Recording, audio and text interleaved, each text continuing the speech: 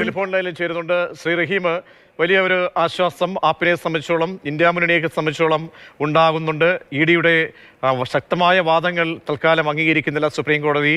ആശ്വാസം ലഭിക്കുന്നു അരവിന്ദ് കെജ്രിവാളിന്. താങ്കളുടെ വിലയിരുത്തൽ?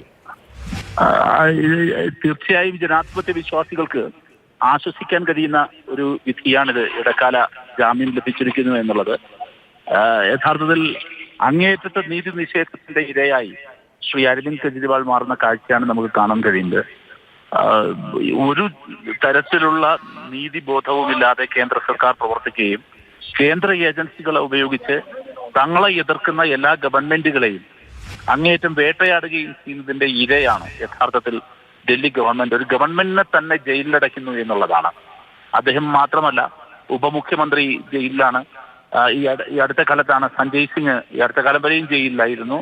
അപ്പോൾ തുടർച്ചയായി ഇത്തരത്തിലുള്ള ഏറ്റുമുട്ടലുകൾ നേരിടേണ്ടി വരുന്നത്. തങ്ങളെ എതിർക്കുന്നവരെ എല്ലാം ഇങ്ങനെ പല്ലും നഖം ഉപയോഗിച്ച് ഞങ്ങൾ നേരിടുമെന്ന് പറയുന്ന തികച്ചും നീതിബോധമില്ലാത്ത പെരുമാറ്റമാണ് കേന്ദ്ര സർക്കാർ സ്വീകരിച്ചിരിക്കുന്നത്. അതിൽ നിന്നുള്ള യഥാർത്ഥ കേന്ദ്ര സർക്കാരിനുള്ള ഒരു നേരിയ തിരിച്ചടി എന്ന് വേണമെങ്കിൽ പറയാം. കാരണം ഈ കേസിൽ അദ്ദേഹത്തിന് പൂർണ്ണമായും ജാമ്യം അർഹതപ്പെട്ടതാണ്.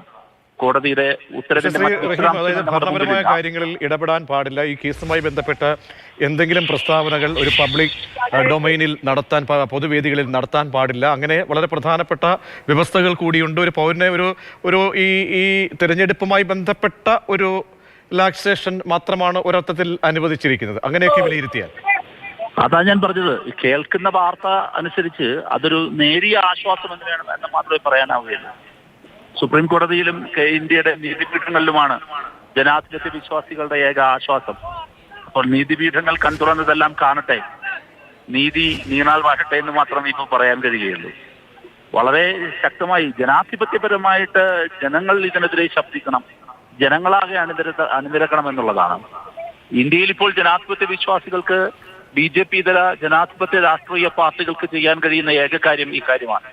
ജനങ്ങളെ അണിനിരത്തുക, ജനങ്ങൾക്കിടയിൽ ക്യാമ്പയിൻ നടത്തുക, ഈ നീതി നിഷേധത്തെ ജനങ്ങൾക്കിടയിൽ തുറന്നു കാണിക്കുക, ഇന്ത്യ ഏകാധിപത്യ വാഴ്ചയ്ക്ക് വഴങ്ങിക്കൊടുക്കാതിരിക്കാൻ ശക്തമായി ജനാധിപത്യപരമായ പോർമുഖങ്ങൾ തീർക്കുക.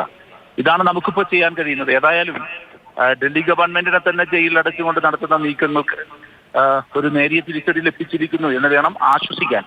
മറ്റു കാര്യങ്ങൾ, വിധിയുടെ വിശദാംശങ്ങൾ ഒക്കെ ലഭിച്ചതിന് ശേഷം മാത്രമേ നിങ്ങൾക്കും ഇപ്പോൾ എനിക്കും എല്ലാം ഒരു അപരിപൂർണമായ നിഗമനത്തിലെത്താൻ കഴിയുകയുള്ളൂ. സത്യം ജയിക്കുക തന്നെ ചെയ്യും, ജനാധിപത്യം വിജയിക്കും എന്ന് മാത്രമേ എനിക്കിപ്പോൾ പറയാനുള്ളൂ.